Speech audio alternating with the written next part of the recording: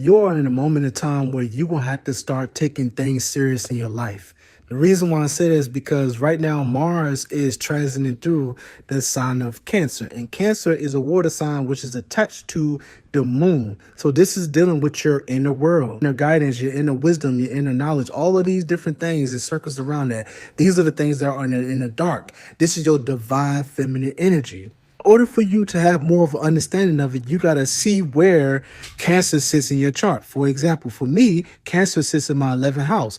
And see, with Mars transiting through my 11th house, this is a moment of time where I start to get serious when the things dealing with my career. With that type of awareness, take a look at your chart. And what I mean by chart is, if you're not familiar with it, is your birth chart. So your birth chart is a culmination of all of these different zodiac energies in conjunction with planetary energy. All of these different sectors of the chart is houses, and what rules the house, depending on what zodiac sign is there and what these different planetary bodies is teaching that particular zodiac sign. So when you have a understanding and an understanding of the chart and how these energies work, you then will start to do everything that you need to do to be able to rectify whatever it is that you need to bring to your awareness, that you need to face if you've been stepping back from it.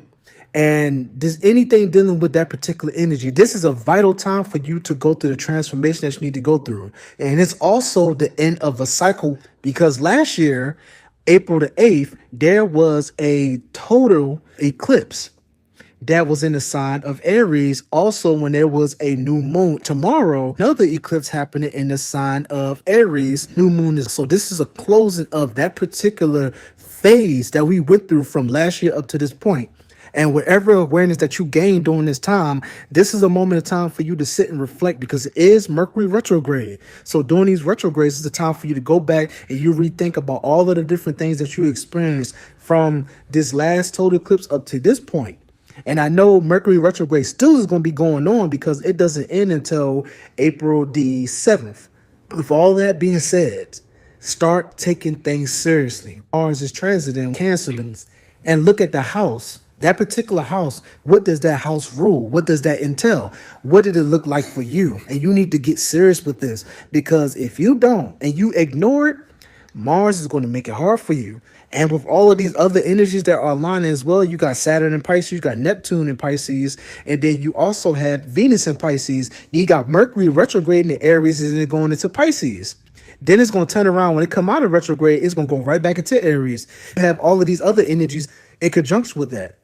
These energies are here to benefit your growth and your elevation, for you to be able to evolve in whatever sector of your life that you need to evolve in. So get clear, stay motivated, stay focused, get in tune with the things that you need to change and the things that you need to proceed and move forward with, and take action on it when need be. Right now, I wouldn't make any obligations because it isn't a retrograde. So wait till that retrograde phase is over, because after the 7th, it goes through a 2-week post-shadow phase.